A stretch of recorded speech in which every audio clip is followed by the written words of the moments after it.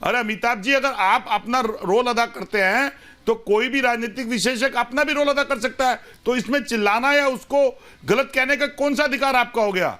अरे या तो आप और हम विषय पे बात कर रहे हैं, प्रमाणित नहीं कर रहे, तो उसके लिए गुस्सा करने की क्या बात है? आप तो पत्रकार हैं और आपका सीधा ब्लेम नेहरू और राहुल जी पे चला जाता है। कभी वो इशारा भाजपा पे भी कर दीजिएगा। हाँ। क्योंकि कलम लिखते समय तो कई बार भाजपा और भाजपा के शीर्ष नेताओं का नाम भी आता होगा। हाँ। तो वो आप क्यों भूल जाते हैं? उसे भी याद रखिए। मुझे आप बताइए, 12,000 करोड़ रुपए 20 के आगे 32,000 करोड़ डिवीजन का घोटाला किसका था? पत्रकार नहीं है वो क्यों हुआ? पर चंद्रमोहन जी, अगर आप मुझसे कह रहे हैं तो मेरे ख्याल से आपने मेरे सवाल ढंग से सुने होंगे कि मैंने यहाँ पर सभी की बात यहाँ पर की। तो आप ये नहीं कह सकते कि सिलेक्टिव अप्रोच कोई मैंने अपनाई है। अगर मैं बीच में क्योंकि सुन नहीं पाई थी आपको, अमिताभ जी को कह रहे हैं तो मैं आ रही हूँ जरा अमिताभ जी से रिएक्शन लूंगी। राजकुमार जी भी मेरे साथ जुड़े हुए हैं, उनका फ्रेम बार-बार आ जा रहा है। राजकुमार जी, राजनीतिक विशेषज्ञ, पंखा चलाइए, लाइट चलाइए, चीन को जाता है, उधर अडानी, ना जाने किस किस का जिक्र आ जाता है। आज राहुल गांधी कुछ नहीं कह रहे हैं, चुप्पी साधे हुए हैं। देखिए, मैं अपनी बात रखना चाहूंगा। संविधान संस्थानों पे हमला करना ये कांग्रेस को बिल्कुल ही शोभा नहीं देता है। इनके कार्यकाल में 2005 से लेकर 2014 तक मनमोहन कार्यकाल में 1867 केसेस इन्होंने की थी और इन्होंने 4,156 करोड़ की रिकवरी की थी। वहीं पे आज 8 साल के अंदर 3,010 केसेस हुई हैं।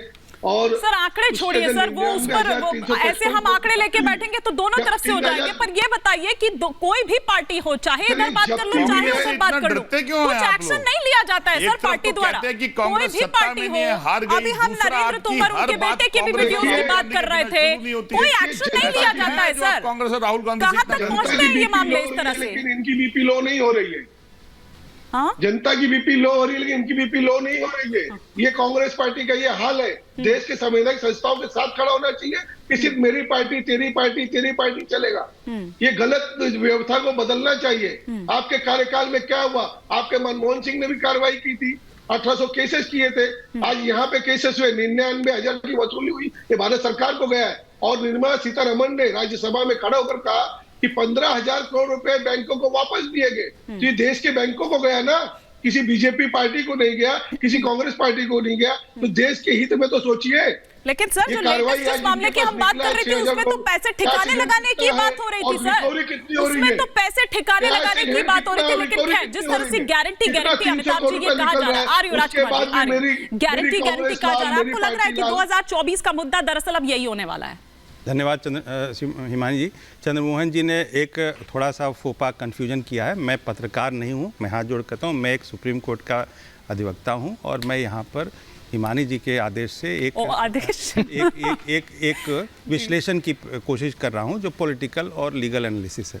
देखिए, इस मामले में मैं इतना ही कहना चाहता हूँ, यदि मैं पॉलिटिकल करना चाहूँ तो आज भारत में एक माहौल, एक मानसिकता बनी है, no to corruption, zero tolerance to corruption. बिल्कुल फर्जी जो बातें आप कर रहे हैं वो बिल्कुल फर्जी बातें कंप्लीट करने देते हैं। आ रही हूं संजीव जी, फिर आपका रुख करती हूं। तो मेरा पूरी बात सुन लीजिए, तो आप उससे असहमत नहीं होंगे महानुभाव। मैं आपसे क्या कहना चाह रहा हूं, तो इस जीरो टॉलरेंस की जो भारत की जनता की मानसिकता बनी है, इसके कारण जो भी इसका पक्ष ले रहा है, सामने जो कैश टैक्स हैं 250-300 करोड़, उसका जस्टिफिकेशन नहीं है। उसको ये कहें कि इसको सस्पेंड करें और उसके बारे में यदि दलील देना, मुझे लगता है सेल्फ गोल है। सेल्फ गोल इतनी समझ यदि राजनीतिक किसी राजनीतिक समझ नहीं है किसी राजनीतिक पार्टी को, तो फिर तो ईश्वर ही उसके मालिक हैं। मैं इतना ही कहना चाहता हूं कि यदि ऐसा हुआ है तो जैसे 2019 में जो वहां पर हुआ था मोइन खान को, यदि किसी को ये कहते हुए सेल्फ गोल हो रहा है कि ये पैसे सही है या गलत है, उससे आपको लगता है कि सेल्फ गोल कर रहा है, तो आपको ये किसने हक दे दिया कि आप कह दे कि ये मुझे किसी ने हक नहीं दिया है? यही तो हक नहीं दिया है, यही तो भारतीय जनता पार्टी की रणनीति है जिसके बारे में हम यहाँ बात कर रहे हैं। कर रहा हूं, भारतीय नागरिक की बात कर रहा हूं महाराज। आप तो इस बात को सही ठहराने की कोशिश कर रहे हैं कि वो पैसे कांग्रेस पार्टी के थे, वो पैसे सही। अब इसमें बिना वजह चिल्लाने की जरूरत नहीं है। मैं क्या कर रहा हूं, क्या कह रहे हैं? 2019 के अप्रैल 9 तारीख को जो वहाँ MS मोइन खान के यहाँ जो छापा पड़ा था, जिसमें 2000 करोड़ रुपए की निकासी हुई थी, यानी उसमें उसका कैश पकड़ा गया और जेल में भी है और उसके ऊपर कार्रवाई हो रही है।